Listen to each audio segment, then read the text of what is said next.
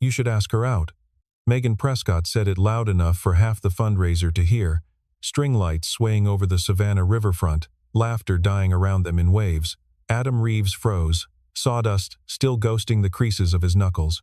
Across the plank walkway, Hannah Prescott turned. Wine glass paused at her lips, waiting to see if he would flinch. A friend dared the single dad to date her CEO's sister, and she meant every word of it. Neither of them expected what came next, a silence long enough to become its own kind of answer. Some dares are just words people forget by morning. Others rearrange a life without asking permission. Stay with this one. It does not go where you think it will. Hannah said yes before she had time to talk herself out of it. Not because of Adam, because of Megan, standing there grinning like she had just won something, and because 30 faces were watching to see if the Prescott sister who never dated anyone would finally crack. That was the reason Hannah gave herself walking home that night. It held up for about 2 days. The truer reason arrived later, at 2 in the morning, when she couldn't sleep and made herself admit it. She had spent the last 3 years surrounded by men who introduced themselves by their last names and their net worth in the same breath. Adam had stood there with sawdust on his hands and said almost nothing at all, and something about that silence had held her attention longer than an hour of practiced conversation ever did. She did not examine that thought too closely. Adam knew almost nothing about her. Megan had mentioned, once, that her sister ran something downtown, something with an office and a view, the kind of job that ate weekends. He pictured spreadsheets. He pictured a woman who checked her phone under the table. He was wrong about the second part, though it took him 3 dates to notice. Their first evening together was a walk through the historic district, past the old cotton warehouses turned into restaurants, the live oaks dragging their beards of moss across the streetlights. Hannah wore flats instead of heels, which she never did for anything resembling a work function, and told herself that meant nothing. "You built that bench," she said, nodding at a park bench they passed. One Adam had restored the year before for the city. He had not told her that. She had read the small brass plaque bolted to the armrest. "Guilty," he said. "It's good work. It's a bench. It's still good work." She said it like she meant it, and he found himself looking at her a beat too long before looking away, pretending sudden interest in a storefront across the street. He asked what she did. She said, something with numbers and other people's headaches, and left it there, and he did not push, because pushing felt like the kind of thing that would end the evening early, and he was not ready for it to end. He noticed, though, the particular way her shoulders dropped an inch when she said it, like the question itself was a small weight she was glad to set down for an hour.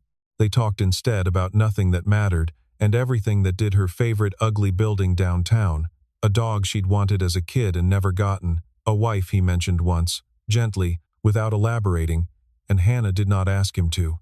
Some things, she understood already, needed to be given rather than taken. At home, Ellie was waiting up past her bedtime, 8 years old and incapable of pretending otherwise. "Did you kiss her?" she asked, delighted by her own boldness. "Ellie, Dad, we had coffee. That's not an answer. It's the only one you're getting." She giggled and let herself be carried to bed anyway, and fell asleep still smiling about it, and Adam sat on the porch a long time after, turning something over that he did not have a name for yet. It was not just that Hannah was easy to talk to, it was that she listened like she had nowhere else to be, which in his experience was the rarest thing in Savannah, or anywhere else. Hannah, 3 miles away in a house too big for one person, poured a glass of wine she did not finish, and thought about a man who fixed park benches for a living and did not once check his phone. She thought about how long it had been since anyone had made her forget, even for an hour, that she ran a company with 300 employees and a board that watched her like they were still deciding whether her father's judgment had passed to her intact. Neither of them said the word again, date, dare, any of it. They just kept finding reasons to see each other. A second walk became a third. A carpenter and a woman with a corner office and headaches she wouldn't name, circling something neither one of them had agreed to yet, and neither one of them in a hurry to name it, either. The customer came into the workshop on a Tuesday, an older man named Frank Doyle, who had once hired Adam's old firm for a warehouse retrofit outside Atlanta, back before Adam had sawdust for a living instead of blueprints. Frank did not know that history had ended. He clapped Adam on the shoulder, like 6 years had not passed, the bell over the door still swinging behind him. "Reeves, didn't expect to find you fixing furniture. Last I heard you were running load calculations for half of Fulton County." The shop went quiet in that particular way workshops do. The table saw ticking as it cooled, dust motes hanging in the one shaft of afternoon light through the front window. "Different life," Adam said, and meant for that to be the end of it, already reaching for a rag to wipe down his hands. "Shame. What happened over there?" "Waste of a good engineer." Frank shook his head, already moving on to ask about a chair leg he wanted matched to a set from his grandmother's estate. And Adam let him. Grateful the man did not know enough to say more. Grateful, too, that Frank had never learned the details of exactly how that career had ended. Hannah had come by to drop off lunch, an excuse, and they both knew it, and she had heard just enough standing near the door, paper bag still in hand. Engineer, load calculations. A shame. What happened? She did not ask. She wanted to. The question sat right at the back of her teeth the whole time. She watched Frank ramble on about chair legs, but something about the way Adam's jaw had tightened told her this was not a door he wanted opened, over sandwiches. So she let it go, and handed him his lunch, and asked instead about the bench, about anything else, and watched some of the tension drain back out of his shoulders as the conversation moved somewhere safer. Later, after Frank had left with his measurements and his promise to return, Adam caught her studying him across the workbench, and for a moment he almost said something. Then Ellie called from the back room, wanting help finding her shoes, and the moment passed the way most of them did that week: close, and then gone. That night, at Adam's kitchen table while he finished cleaning up after dinner, Ellie told Hannah a story unprompted, the way children do, about her mother, about a woman named Claire, who used to hum while she cooked and always burned the toast on purpose, she said. Because Ellie liked it that way. Liked picking the black crusts off, and eating them first. Like a game only the two of them knew. Hannah had not asked. She just listened. Elbows on the table, and something in her chest went soft and unguarded, in a way she was not prepared for. She drove home past the old cotton warehouses again, slower than she needed to, windows cracked to let in the smell of the river, and thought about a man who used to calculate the loads that kept buildings standing, who now sanded down another family's dining table for a living, who had a daughter who told stories about her mother like they were still warm, still nearby, still worth burning the toast for. Hannah did not know what had happened to him. She only knew that whatever it was, it had cost him something large enough that he still flinched at the memory of it, 5 years on, in the middle of an ordinary Tuesday over a chair leg. And for reasons she could not entirely account for, she wanted more than she had wanted almost anything lately to be someone he could eventually tell. Across town, in an office with a river view, Roy Dalton scrolled through a supplier list for the Riverwalk Exchange Rooftop Edition and stopped on a name in the reclaimed lumber contract, Reeves Restoration. He sat with that for a long moment, thumb hovering over the trackpad, then closed the file, and told himself it was a common enough name, common enough that a man in his position had no reason to think twice about it. He poured himself 2 fingers of bourbon before he left the office that night, which was not something he usually did on a Wednesday. The dates that followed lost their nervousness. They stopped feeling like something either of them had been dared into, and started feeling like something they had chosen, quietly, on their own, one Saturday afternoon at a time. They fixed a park bench together on a Saturday, an actual one this time, a splintered rail down by Forsyth Park that the city had been meaning to get to for a year. Hannah showed up in jeans, which surprised him more than the flats had. She held the board steady while he drilled, and swore when she pinched her thumb, and laughed at herself for swearing, glancing around like someone might have overheard a CEO cursing over a 2x4, and Adam thought, not for the first time, that he liked her best when she forgot to be careful. "You're better at this than you should be," he told her, watching her sand down a rough edge with more precision than the job required. "I like things that have a clear right answer," she said. You'd be amazed how rare that is in my week. They went fishing off the Wilmington River, one gray Sunday, mostly in silence, which neither of them minded. Hannah caught nothing. Adam caught a small redfish he threw back, and she teased him about it the rest of the afternoon.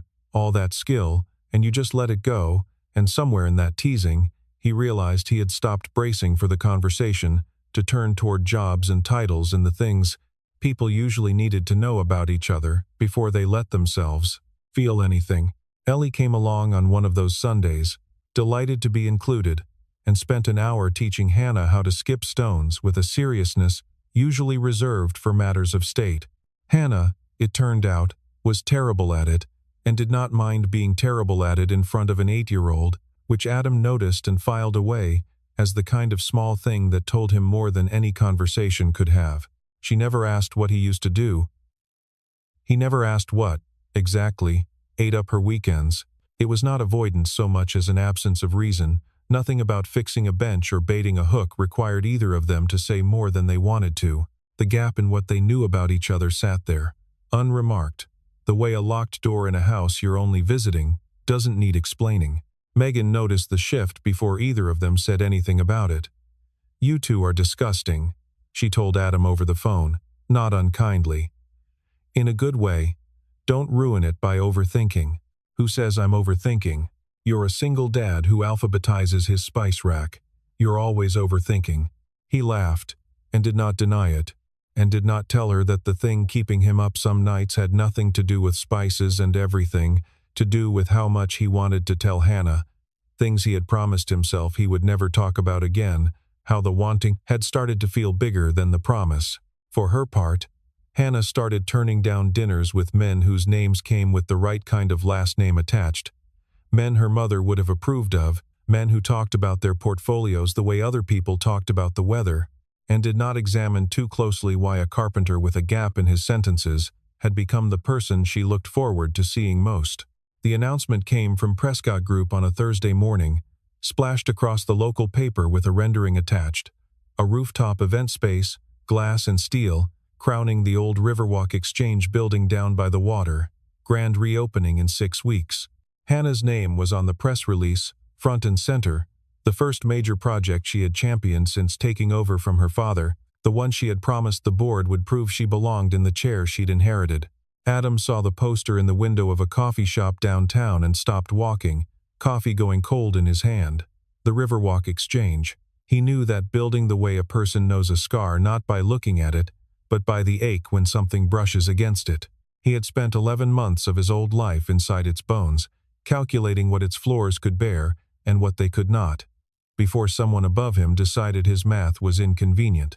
The poster carried only the Prescott Group name and logo, nothing that told him who ran it now, and the two facts, the building he once tried to save and the woman he was falling for, sat in his mind without touching each other yet. He told himself it was an old wound reopening, nothing more. A coincidence of geography in a city small enough that coincidences like this happened. He did not know yet how right the first half of that thought was, and how wrong the second half would turn out to be. He folded the poster's flyer insert into his jacket pocket anyway. The way a person keeps a thing they aren't ready to look at directly but isn't ready to throw away either. At the Riverwalk Exchange itself, Gary Pruitt walked the basement level with a flashlight and a clipboard, same as he did every month, 61 years old, and 4 years from a pension he had no intention of losing. He found the crack running along the support wall almost by accident, wider than it had been in March, wider than it should have been at all, the flashlight beam catching a shadow that hadn't been there before. Gary crouched and ran his thumb along the seam, feeling loose grit come away under his nail. He had seen a crack like this before, once, a long time ago, on a job site he tried hard not to think about anymore. He had hoped never to see one again. He did not write it up that night. He told himself he wanted to check it again first. Make sure. Be certain. And some part of him, the honest part, the part that had worked construction sites for 30 years, knew that was not really why he hesitated. He had a pension. He had grandchildren in Pooler he helped put through school. He was not eager to be the man who caused trouble on Roy Dalton's rooftop project 6 weeks before opening night, not when he was close enough to retirement to taste it. That evening, Ellie asked her father why he looked sad, sitting at the kitchen table with a mug he had forgotten to drink from, the poster still folded in his jacket pocket, like something he couldn't quite throw away. "Just an old building," Adam said, and pulled her into a hug instead of explaining, and she let it go the way children do, trusting that whatever it was, her father would handle it. Adam did not tell Hannah what he had recognized in that poster. Not yet. He turned it over for 2 days, weighing what saying it out loud might cost him, running the same argument in circles until it wore a groove in him. If he told her the truth that he used to be the engineer on that building, that his name still sat somewhere in a file cabinet next to a report someone had buried, she would ask why he had never mentioned it. She would want to know the rest. And the rest was a story about being pushed out of his own career at the exact moment his wife was sick, a story he had spent 5 years not telling anyone, including himself on his worst nights, the ones where he still woke up running numbers in his head for a job he no longer had. If he said nothing, and the building was fine, no harm done. If he said nothing, and it was not fine, he would never forgive himself for having stayed quiet to protect a few weeks of something good. He sanded the same table leg 3 times over that week without noticing, which Ellie pointed out at dinner, and he laughed it off, and she let him, the way she let a lot of things go that she probably shouldn't have at 8 years old. Hannah felt him pull back before she understood why. He answered slower. He canceled a Wednesday dinner with an excuse that did not quite hold its shape, something about a delivery running late that she was fairly sure he had made up on the spot. She assumed, because it was the assumption closest to hand, that she had somehow become too much for him, too complicated, too much company overhead disguised as a woman he had feelings for. "If you want to stop this," she said one night on his porch, arms crossed against a cold she was inventing to have something to do with her hands, "you can just say so. That's not it." "Then what is it, Adam?" He almost told her right there.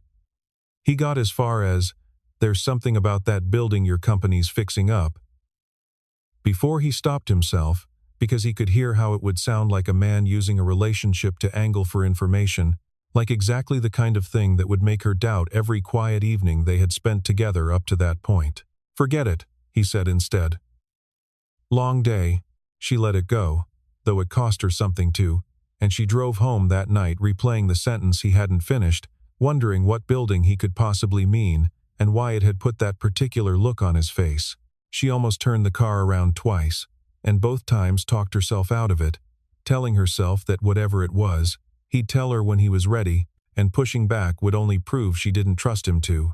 That night, instead of calling Hannah again to try to explain what he could not yet explain, Adam sat on his porch with his phone in his hand for a long time, before he finally dialed a name he had not called in 5 years.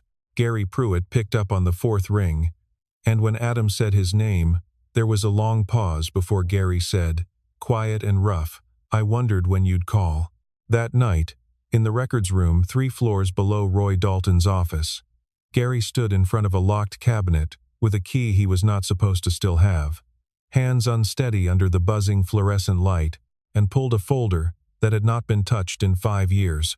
He photographed every page with his phone before he let himself think too hard about what he was doing, then slid the folder back exactly as he had found it, straightened the label, and locked the cabinet again, like a man erasing his own footprints. Gary met Adam the next evening at the workshop, after Ellie had gone to a friend's house for dinner, and set the folder on the workbench between them like it might still be dangerous, like the paper itself carried some residual charge after 5 years in a locked drawer. "You were right," Gary said. "About the load transfer on the east wall. I found the calculations." "Your calculations. Somebody signed off over your objection 2 weeks after you filed it." Adam turned the pages slowly, his own handwriting in the margins, 5 years younger, careful and certain, a signature at the bottom that was not his, Roy Dalton's. "He knew," Adam said. "He knew, and he buried it, and he made sure you were the one who looked unreasonable for making noise about it. I was project foreman then. I should have said something.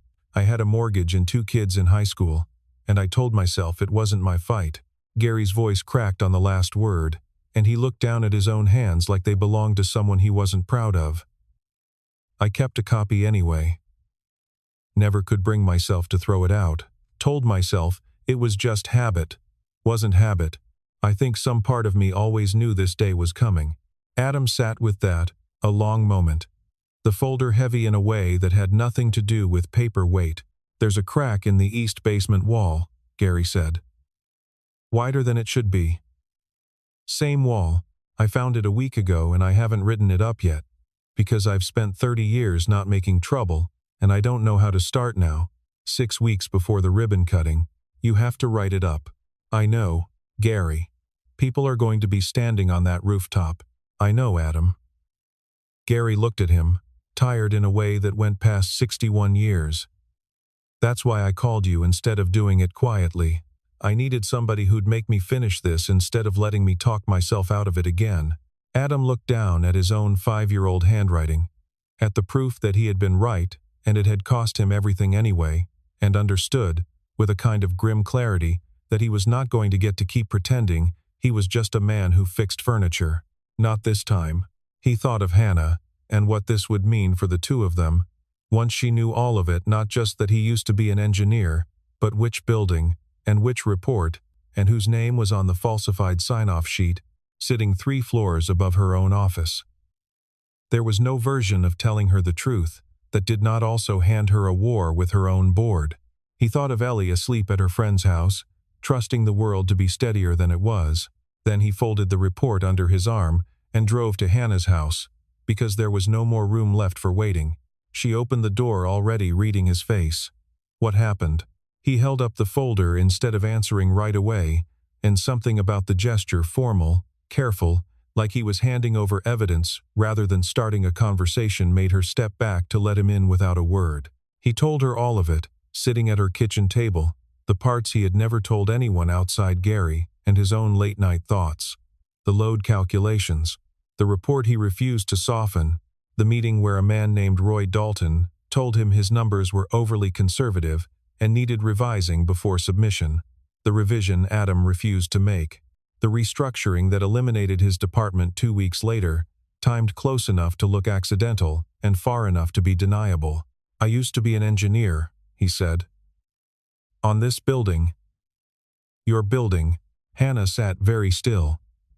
"Roy signed off on your report, not on my report." "Over it." She reached for the folder and read Roy Dalton's signature herself, 5 years old and perfectly legible, sitting beneath calculations that were not his and a conclusion that contradicted them. Something in her face changed as she understood, in the same breath, 2 things at once: what Adam had lost, and who exactly had taken it from him. A man who sat 2 seats down from her at every board meeting, a man her father had trusted for 20 years. "You knew this whole time," she said, not an accusation so much as a fact she was still absorbing. "Since when?" "Since I saw the poster. I didn't know it was you running it. I swear to you, Hannah. I didn't put it together until Gary showed me the file with Roy's name on it, and you were going to tell me eventually. Or, I was trying to figure out how to tell you without it sounding like I'd been using you to get close to your company. I know how that looks." She believed him, mostly because of how badly he clearly did not want this to be true, and mostly because the alternative, a 5-year, patiently executed scheme involving a chance meeting at a fundraiser Megan had orchestrated on a whim, did not survive contact with common sense. But belief did not make the ground under her any steadier.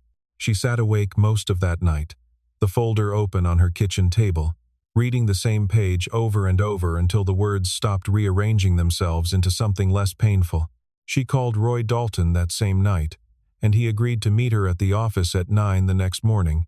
And when she laid the folder on his desk, his face did something practiced and smooth, a face built for boardrooms. "That's an old, disputed report," Dalton said. "Reeves was let go over performance issues, Hannah, not some cover-up. I'd be careful whose word you're taking here, given the personal nature of your relationship with him. There's a crack in the east basement wall. Widening.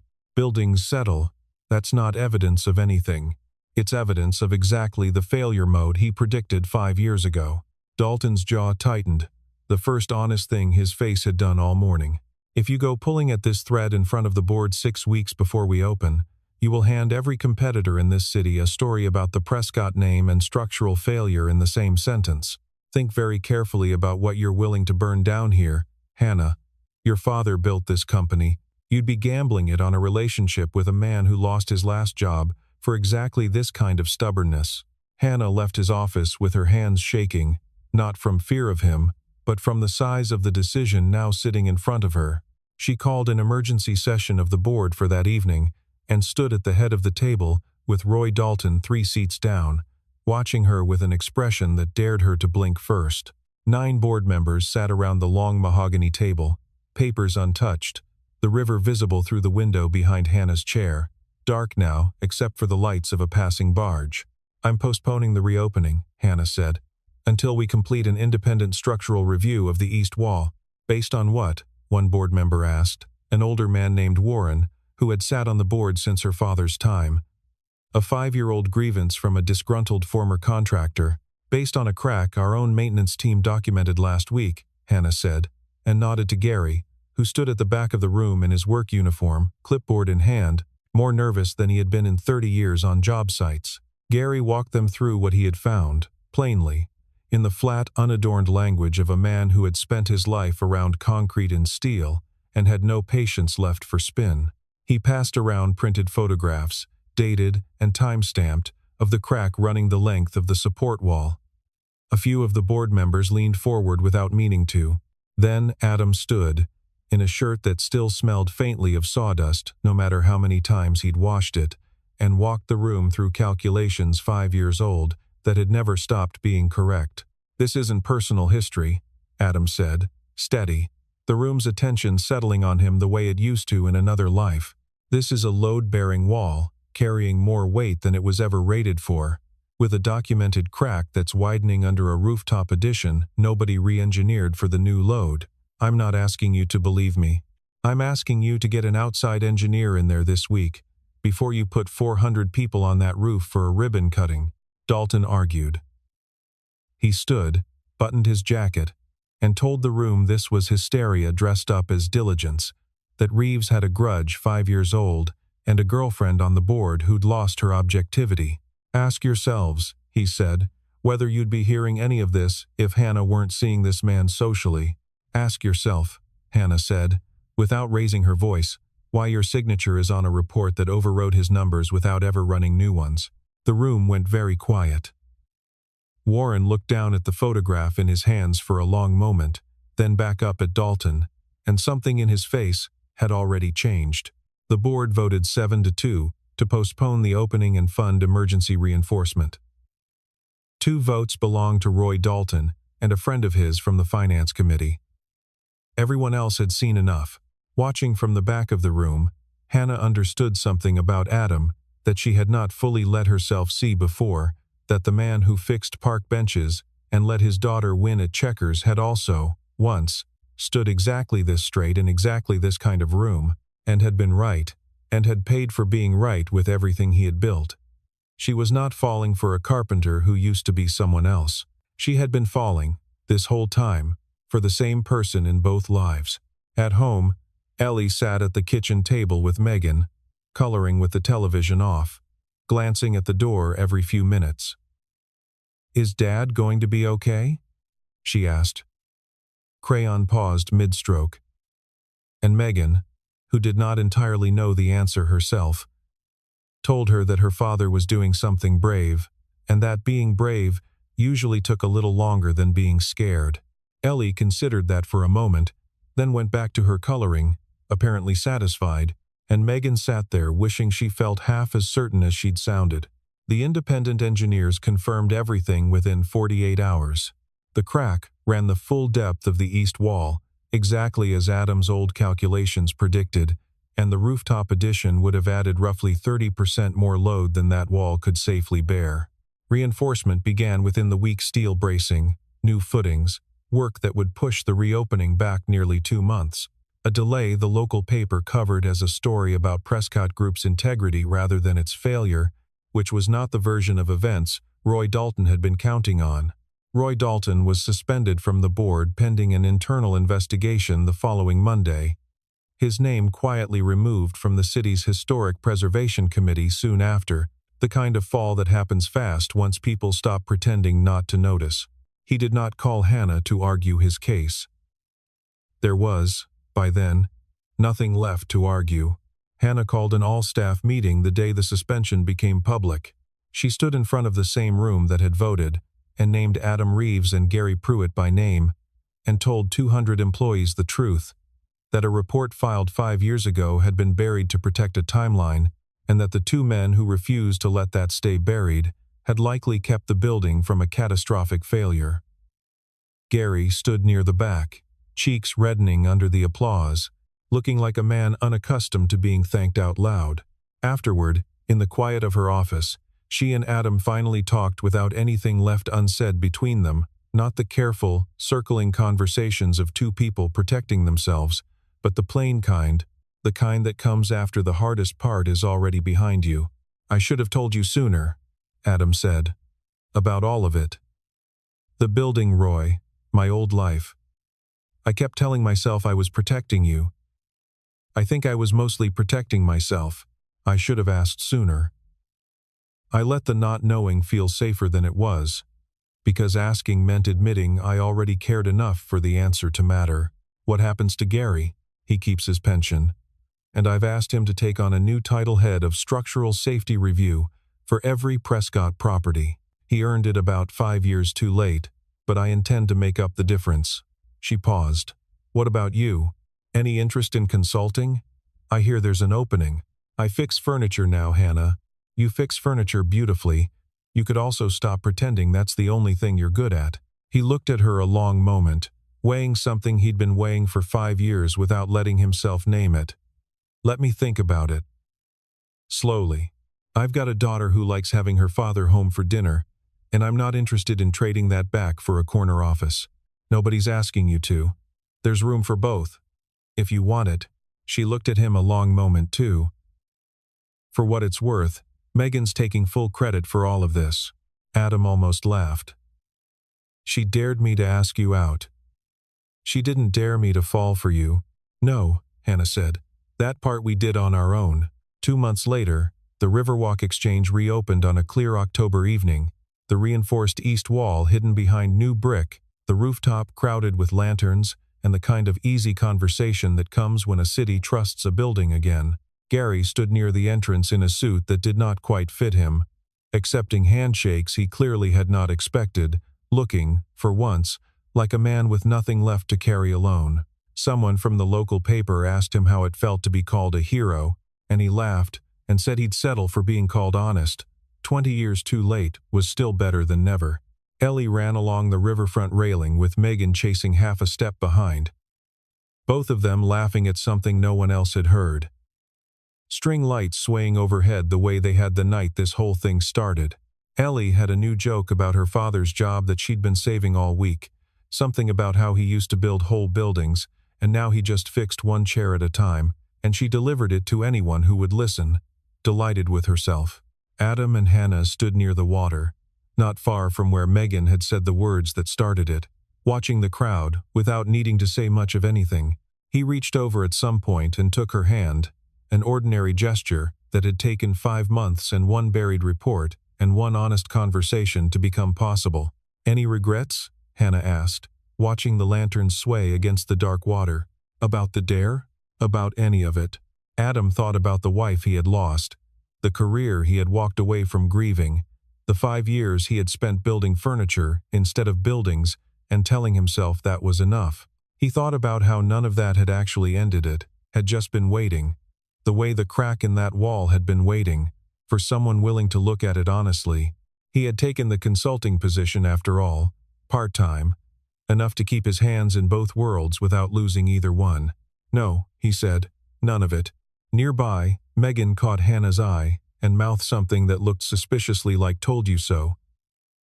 And Hannah rolled her eyes and did not disagree. Ellie ran back over, breathless, and tugged on her father's sleeve until he crouched down to her level. "Can Hannah come to my birthday party?" she asked, like it was the most obvious question in the world. Adam glanced up at Hannah, who was already nodding before he could answer for her. Wouldn't miss it, Hannah said, and Ellie beamed and ran back to Megan, satisfied. The matter apparently settled for good.